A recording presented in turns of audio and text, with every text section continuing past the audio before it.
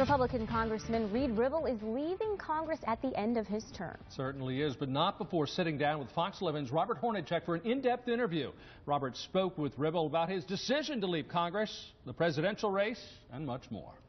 Congressman Ribble had promised to serve no more than 4 terms in the House of Representatives.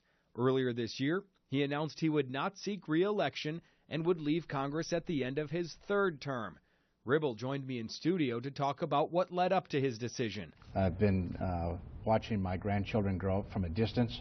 I used to see them every 5 or 6 weeks. I see them now Easter and Christmas time. And, you know, when my oldest grandson, when I first decided to run, he was 5 years old. Today he's 12. He's coming into his teenage years, and it's just something I don't want to miss. As he prepares to leave Congress, Ribble has some advice for his successor. Manage your tone, because you're going to represent all the citizens, Republicans, Independents, Democrats alike. You're not just going there and representing people who like you. You're going to find out that a lot of people who've opposed you politically need you when that Social Security or Medicare check doesn't come in on time, or they've got a problem with the VA or what have you. Ribble also waded into the presidential debate, reaffirming his decision to back any Republican but Donald Trump. Even if he's the party's nominee for the good of the country, I couldn't support him.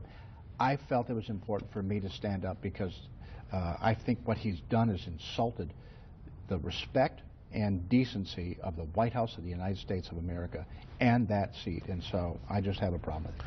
Ribble endorsed Marco Rubio, but says if Rubio does not win Florida on Tuesday, he may have to drop the race. If that happens, Ribble says he would back Ted Cruz. Obviously trying to help Marco out, but if it comes down to Ted or to Donald Trump, I'm voting for Ted Cruz. While the issues and votes get much of the attention in D.C., Ribble says what he'll remember most about his time in Congress is helping people. I'll never forget a Korean War veteran who had earned medals 6 decades ago and been trying to get those medals, and he said, every member of Congress for the last 5 decades have tried to get me these medals, but no one's gotten them. And one of those medals was a Purple Heart. And my office just would not let it go.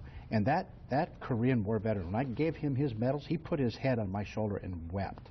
And those are those intimate intersections that happen between a congressional office and a member of Congress with an individual constituent.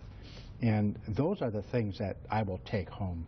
Before he went to Congress, Ribble owned a roofing company, and he told me he's been contacted by more than a half-dozen organizations offering him a position once he leaves Congress, including the National Roofing Contractors Association. Ribble says he's had some discussions, but nothing's been finalized just yet.